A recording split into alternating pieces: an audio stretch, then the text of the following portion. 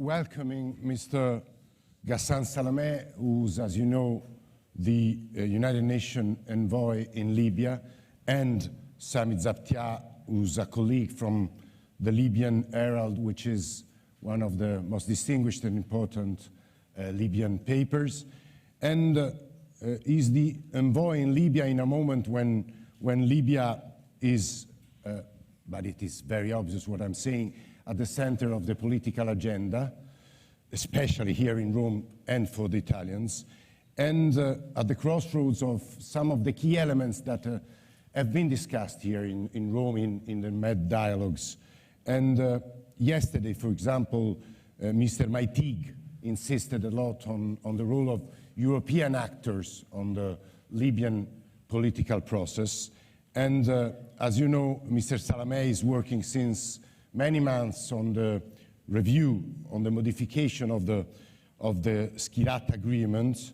And it is a mediation which is, we have to admit it, very difficult to do, because we have internal difficult factors and external difficult factors.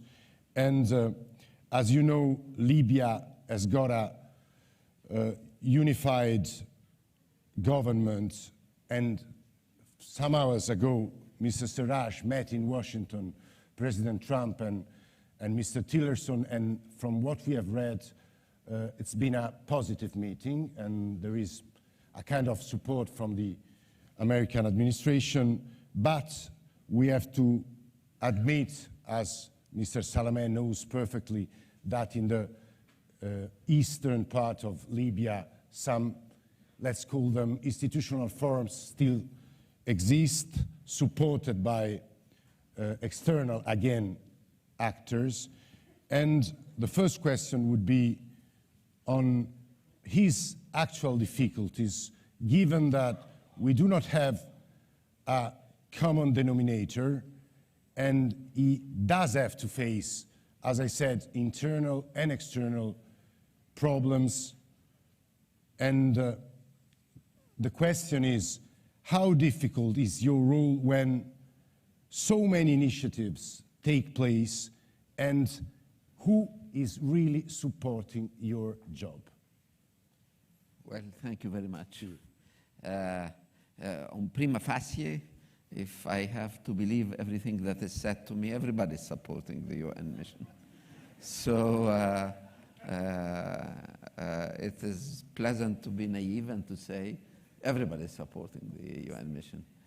The truth is that there are different levels of support. And the real truth is that there is different levels of interest. Not everybody is interested in Libya the way, say, Italy is. Therefore, I believe what the institution I'm representing is saying.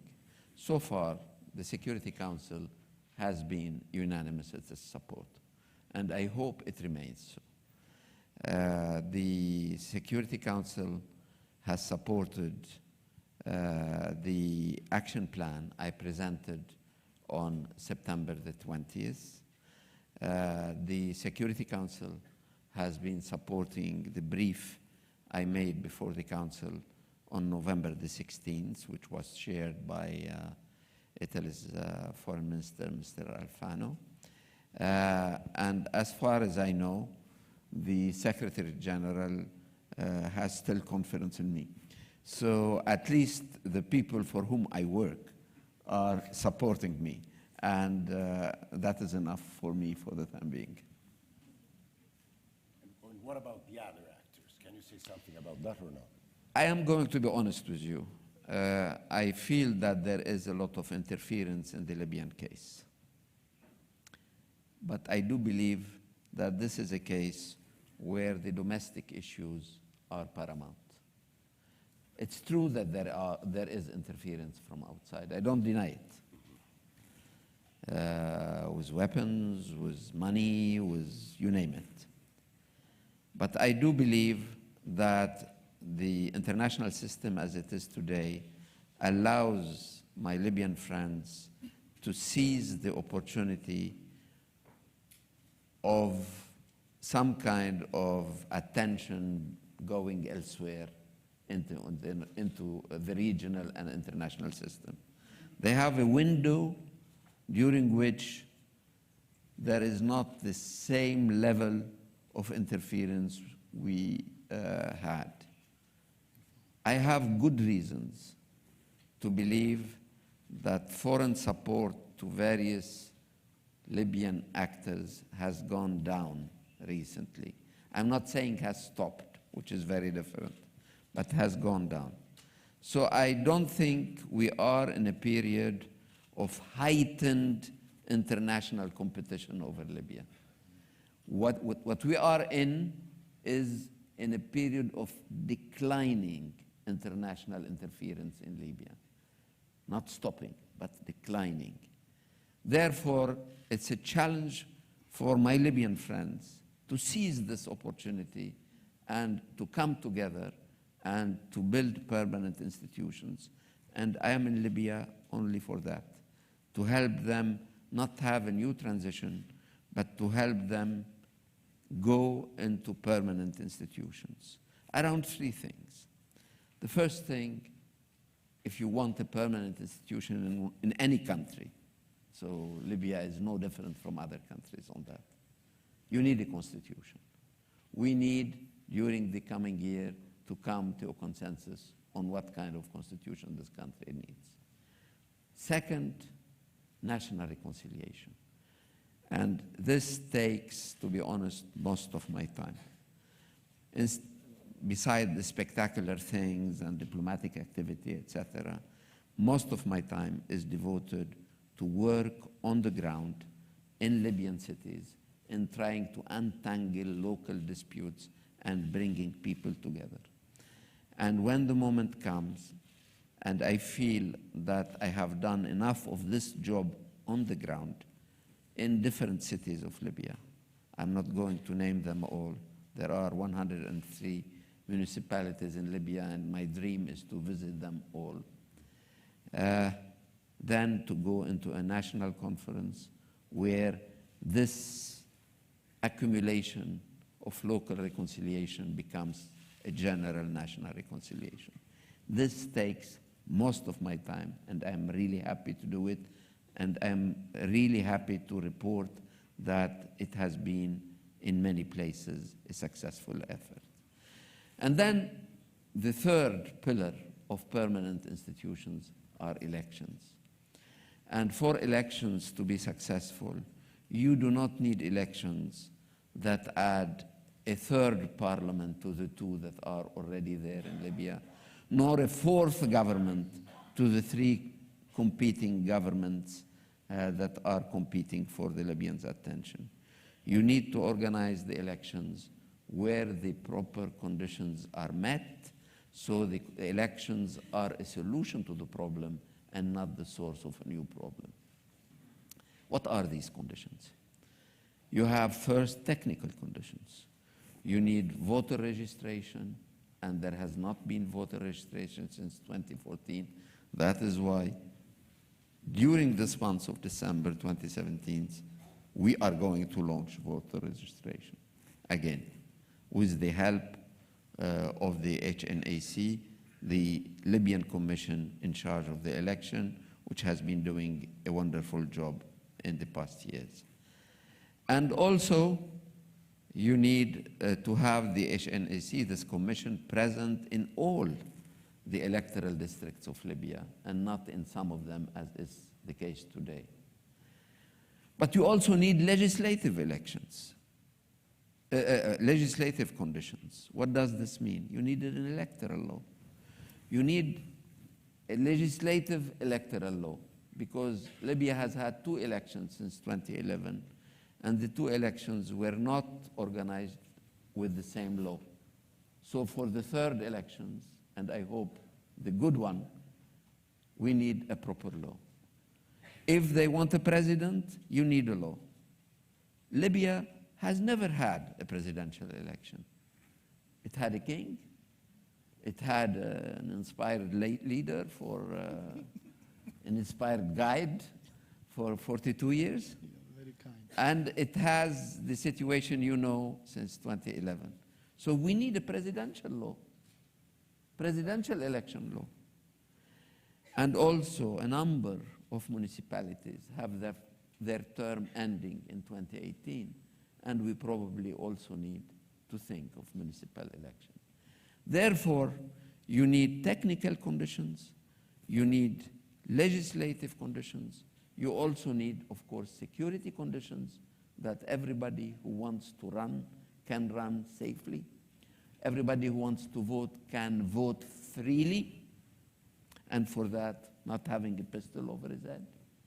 And you, of course, need political conditions. What do I mean by political conditions?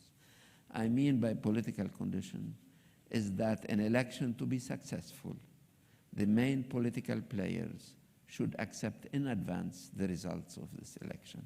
Otherwise, you have what we had in Afghanistan, you have what we had in different places, you had what we have in Libya itself in 2014. You need everybody to accept in advance, before the elections took place, the results of the election. When these conditions are met, and believe you me, we at the UN Mission for Libya, we are working day and night to have these conditions effectively realized. When the conditions are met, and I hope they are met before next summer, we will organize elections. Mr. Salamé, thanks for that. That was quite a wide-ranging answer, and you've touched on quite a few topics that I plan to ask you some questions about. Recently, your action plan that you presented at the UN and has received full international backing, the House of Representatives has also backed it, and basically it's to amend the existing Libyan political agreement, which hasn't worked, signed in Herald, Morocco, which did not succeed in moving forward to the constitution and full elections. It will reduce the current presidency council, which has failed to function, from 9 down to 3, plus 1 prime minister. And your sequencing is what I'd like to ask. It's after the first stage, the amendment and the choosing of a new presidential council, you plan to hold a national conference. Then the plan is to pass the constitution, and then, which would take Libya to full elections and extract Libya from this transitional stage, which has gone on far too long. Some question whether the national conference should have preceded. You touched upon achieving consensus, achieving social contract, getting reconciliation between the Libyans, accepting the rules of the games, accepting the results of any elections. Should there not have been more effort in the reconciliation part prior to the amendment of the LPA, maybe, and the choosing of the presidency council? And the second very important point, for all the great plans of your predecessors, international community, previous roadmaps, Libyans always succeed in putting a spanner in it. They never keep to the timeline. I am worried that in between stages 1 and 2 or 2 and 3, we get this long period where, say, they fail to agree on the new 3 presidency council. Will Mr. Sarraj and the present presidency council continue in the interim period? What is the plan B? I know the UN never likes to admit or talk about the plan B. If we fail to move on from part 1 to part B, say, of stage 1 or stage 2, what do you envisage happening? And maybe you can give us a little bit more detail about the sequencing of your action plan. Well, to be honest, there is not a plan A, so you need a plan B. What I'm doing the various components of my action plan at the same time. It's not the same people who are working on each of the things. Some people are working on preparing the elections. Some other people are working on the ground on national reconciliation, for the time being mainly local reconciliation, until the critical mass of local reconciliation has been reached, so we can go to a national reconciliation. I don't want to call for a national conference where we get in a room like that and somebody stands up and say, if X is in the room, I'm getting out. You don't want that. You want to make sure that everybody has come to the point and that the situation is ripe enough for people to accept each other. And election, I said also, it needs a lot of conditions. So some people are working on the election, some people are working on national reconciliation, and some others on the preparation of the national conference. The amendments to the LPA is not working for the permanent situation, because I hope that Libya will liberate itself from any political agreement, Skhirat or no Skhirat. Skhirat is good because it is the only reference now, and that's what we said in the Security Council 3 weeks ago, that as long as we have not reached this permanent state of stability, we need the LPA agreement. It's important to keep it out of necessity. But for that, it could have been better if we had been able to select a government of technocrats who takes care from something else I didn't mention, and I thank you for allowing me to mention it, which is a fact I'm not sure many among you know, that this country, which is a rich country, which is a country that is producing now 1.1 million barrels a day, is also a country, or has become also a country, when 20 to 25% of the population are now in humanitarian need. Because public services in health, in education, in money liquidity, etc., are not there. And that is why the UN, if there was something I was surprised with when I took my job 4 months ago, it was exactly that I should also have a humanitarian program for a country that has been helping so many African countries so far, building schools or hospitals, and now it needs that. It needs that in many places, especially in the south.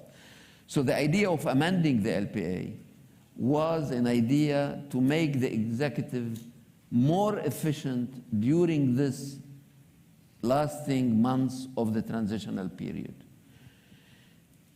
Many Libyans believed this is a very important political thing, invested too much. I kept begging them not to look at this way, but to look at this amendment only as a way of extracting a more efficient cabinet to deal with these livelihood issues. But they invested too much politically in it. I still hope that they divest from it so we can really produce a technocratic government that is like a safety net while we are preparing the country for the long haul. We have like 11 minutes and maybe 2 questions. My last question would be on the migration issue. As you know, from Abidjan came a strong request of what we can call an evacuation plan, or a way to save the thousands and thousands of migrants trapped in Libya. And there is, as you know, an agreement between Italy and Libya on that issue. And how can this question influence the political process in Libya? I don't want in any way to sort of downplay that issue. It's a very important issue, and our human rights and the mission division is following very carefully whatever happened to all vulnerable people in Libya, Libyans, because I'm sorry to say, there are 360,000 Libyans living now in IDP camps, but also, of course, irregular migrants crossing through Libya or settling in Libya. So our Human Rights Division is helping, sort of documenting what is happening, revealing what is happening, and whenever we have the possibility to do it, helping in alleviating the suffering of those who are in this situation. But it's also true that the question has become a serious question, an international question, especially after Abidjan. My boss, the Secretary General Antonio Guterres, has informed me of what took place in Abidjan, where I couldn't go because I was in Tripoli at that time. And I'm happy that two important organizations of the UN system, in particular UNHCR and IOM, are going to be representing the UN family in the meetings in application of the Abidjan resolution as early as next week in Brussels, as I understand well. I was happy to meet with my colleague, Mr. Grandi, here in Rome. We are permanently in touch, and we as UNSMIL are trying to help these specialized organizations with logistical support on the ground and with a better access to the Libyan authorities. And I hope that they will be able to perform their role efficiently in the coming weeks. Mr. Salam, if I could take you back to domestic issues and back to the elections, and this is my recurring theme. As you know, the international community rushed Libya into elections in 2012, and then that didn't work. It failed completely. The second set of elections in 2014 were purely an attempt to correct the very poor parliament that was chosen in 2012. So I ask again, is there another rush to elections? Are we putting the horse before the cart, the egg before the chicken? Are Libyans ready? Is there enough consensus? Is there a social contract? A country has had 42 years of top-down rule, of a forced social contract. There is no glue that really bound them except the rentier state, the oil money. Gaddafi bought the loyalty of the public or held a gun to the public. Are we repeating the same mistake? Is this a strategic move to pull the carpet from those who may be seeking a military solution? You know, there's talk of December the 17th that the LPA or the GNA's term should end. There's talk of ending Tripoli. Are we rushing to elections? Are we repeating the same mistake? You have announced that you're going to have elections in 2018, so you have in a way cornered yourself, or the process and the action plan has. What is your view and explanation, please? Well, I'm happy you mentioned all this because it allows me to clarify 2 points. First, the Security Council on November the 16th, that's 2 weeks ago, has clearly stated that as far as the Security Council is concerned, December the 17th, nothing will change, that because we are against vacuum and because we consider that the LPA would remain the reference for political activity as long as the permanent institutions of the country have not been established. So on this position, we are extremely clear. On the second point you raised, those among you who know me know that I am not electoral maniac. So I am not fully obsessed with elections. In fact, am known for having opposed elections in Iraq at one point because I believed that the security situation was not ripe for that. So we definitely would like the national conference to take place before, because that would be the barometer for us to know to what extent people are ready to go into a truly democratic practice. So elections may not happen in 2018? No, I hope they will happen because there is also something else. There is a clear consciousness, in my view, among the Libyans already. I had the chance of meeting that this transition should end. And when you have this clear consciousness, then the second step is to tell them, okay, then you need election, but let us create the propitious conditions for elections. So, but we don't want another transitional period, as you yourself said. Absolutely. I take note of the Libyans' fatigue with transitions, and I also hope that they take note that we cannot organize election on December the 1st, but we hope to be able to do it in a few months from now. As you know, my colleagues just asked you in the press conference about what Mr. Haftar's spokesman apparently told. There will be no elections in 2018, and you already answered, but most of the people didn't listen to that answer. Maybe it's interesting for them to The truth to is hear. that I haven't seen the statement. I'm very honest, I haven't seen the statement. But Mr. Haftar has been asking me and telling the whole world that he wants election. He wants election, yes, that's what he's saying. Mr. Sarraj also has called for election. At one point, Mr. Aguila Saleh in February called for election. And even Mr. Swahili, a week ago, mentioned election in 6 months. So Mr. Haftar is not the only one who's mentioning election. But to all of them, I'm not going to repeat it again, I tell them yes. But we need to have the proper election, so election is not a new problem, but a solution to the problem. Yeah, we have 4 minutes. It's better that you ask the last question, Sami. We're running out of time, but I mean, you've only taken up this post recently, so you can't be held accountable for all of UN or UNSMIL's work.